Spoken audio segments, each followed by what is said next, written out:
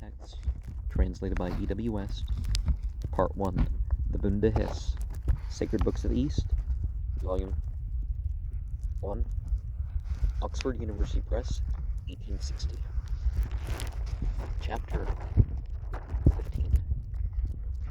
On the nature of men, it says in Revelation that Gayomard, in passing away, gave forth seed. That seed was thoroughly purified by the motion of the light of the sun, and Naryosang kept charge of 2 portions, and Spender Mod received 1 portion. And in 40 years, with the shape of 1-stemmed vivas plant, and the 15 years of its 15 leaves, Matro and Matro Yao grew up from the earth in such a manner that their arms rested behind on their shoulders, Dosh, and in one joined to the other they were connected together and both alike, and the waists of both of them were brought close and so connected together that it was not clear which is the male and which the female, and which is the one whose living soul, Nismo, of Auharmazd, is not away.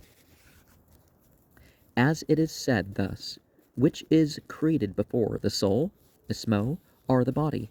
And Auharmazd said that the soul is created before and the body after for him who was created. It is given into the body that it may produce activity, and the body is created only for activity. Hence, the conclusion is this, that the soul, Ruban, is created before and the body after, and both of them changed from the shape of a plant into the shape of man, and the breath, Nismo, went spiritually into them, which is the soul, Ruban, and now, moreover, in that similitude, a tree had grown up whose fruit was the 10 varieties of man. Auharmaz spoke to Mashya and Mashyoi thus, You are man, you are the ancestry of the world, and you are created perfect in devotion. By me perform devoutly the duty of the law. Think good thoughts, speak good words, do good deeds, and worship no demons. Both of them first thought this, that one of them should please the other, as he is a man for him. And the first deed done by them was this. When they went out, they washed themselves thoroughly, and the first words spoken by them were these, that Auharmazd created the water and earth, plants and animals, the stars, moon, and sun, and all prosperity whose origin and effect are from the manifestation of righteousness.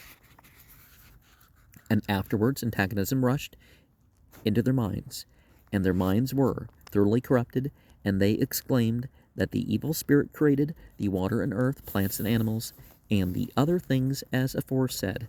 That false speech was spoken through the will of the demons, and the evil spirit possessed himself of this first enjoyment from them. Through that false speech they both became wicked, and their souls are in hell until the future existence. And they had gone 30 days without food, covered with the clothing of herbage. Yah! And after the 30 days they went forth into the wilderness, came to a white-haired goat, and milked the milk from the udder with their mouths. When they had devoured the milk, Mashya said to Mashyoi thus, My delight was owing to it when I had not devoured the milk, and my delight is more delightful now when it is devoured by my vile body.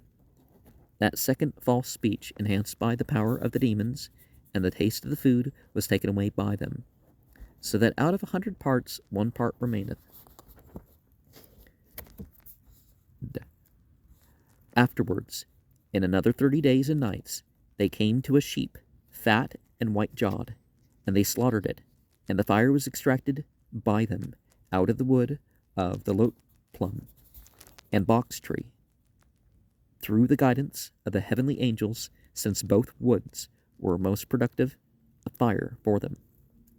And the fire was stimulated by their mouths, and the first fuel kindled by them was dry grass, kendar, lotos, date palm leaves, and myrtle, and they made a roast of the sheep. And they dropped 3 handfuls of the meat into the fire, and said, "This is the share of the fire." 1 piece of the rest they tossed to the sky, and said, "This is the share of the angels." A bird, the vulture, advanced, and carried some of it away from before them, as a dog ate the first meat. And first a clothing of skins covered them. Afterwards, it is said, woven garments were prepared from a cloth woven in the wilderness. And they dug out a pit in the earth, and iron was obtained by them, and beaten out with a stone. And without a forge they beat out a cutting edge from it, and they cut wood with it, and prepared a wooden shelter from the sun, Peskur. Owing to the gracelessness which they practiced, the demons became more oppressive, and they themselves carried on unnatural malice between themselves. They advanced one against the other, and smote and tore their hair and cheeks. Then the demons shouted out of the darkness thus, "You are man, worship the demon, so that your demon of malice may repose." Mashia went forth and milked a cow's milk, and poured it out towards the northern quarter. Through that the demons became more powerful, and owing to them they both became so dry-backed that in 50 winters they had no desire for intercourse, and though they had intercourse, they would have had no children. And on the completion of 50 years, the source of desire arose, first in Mashia, and then in Mashioi. For Mashia said to Mashioi thus, "When I see thy shame, my desires arise." Then Mashioi spoke thus, "Brother Mashia, when I see thy great desire, I am also agitated." Afterwards, it became their mutual wish that the satisfaction of their desires should be accomplished, as they reflected thus, "Our duty even for those 50 years was this." From them was born in 9 months a pair, male and female, and owing to tenderness for offspring, the mother devoured one, and the father one. And afterwards Uharmaz took tenderness for offspring away from them, so that one may nourish a child, and the child may remain. And from them arose 7 pairs, male and female, and each was a brother and sister wife. And from each of them in 50 years children were born, and they themselves died in 100 years. Of those 7 pairs one was Siakmak, the name of the man, Siakmak, and Nasak of the woman. And from them a pair was born, whose names were Fravak of the man, and Fravakain of the woman. From them 15 pairs were born, every single pair of whom became a race, Sardak, and from them the constant continuance of the generations of the world arose, owing to the increase Zagisan of the whole 15 races. 9 races proceeded on the back of the ox, Sarsaak, through the wide-formed ocean to the other 6 regions, Keshvar, and stayed there, and 6 races of men remained in Kvaniras.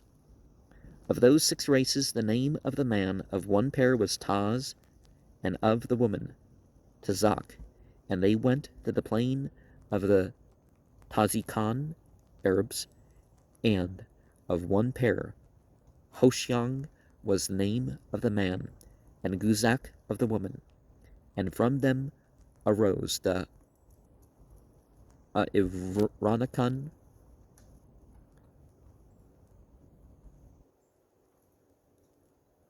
Iranakan is Iranians, and from one pair the Mazendaran have arisen. Among the number, Pavan Mar were those who are in the countries of Surak, those who are in the country of Aner, those who are in the countries of Tur, those who are in the country of Salm, which is Arum, those who are in the country of Sani, that which is in Kinistan, those who are in the country of Da'i, and those who are in the country of Sind. Those indeed throughout the 7 regions are all from the lineage of Fravak, son of Siakmak, son of Mashia. As there were 10 varieties of man, and 15 races from Fravak, there were 25 races, all from the seed of Gayomard. The varieties are such as those of the earth, of the water, the breast-eared, the breast-eyed, the one-legged, those who have wings like a bat, those of the forest with tails, and who have hair on the body. And let us remember that in different periods of time and different densities of humans, certain things that would be wrong otherwise wouldn't have been wrong there. Rather than getting into creationist arguments of how, well, the genetics were just pure back then, it's like, that's not really the thing either. And maybe there were 25 races at one point, and we were left with 19 races. They discovered in Afghanistan it looked like a race. You know, they killed them off in the war, of course. Well, not of course, they shouldn't have done that, but you know what I mean. So there could have been another 5 others that were just had gone extinct.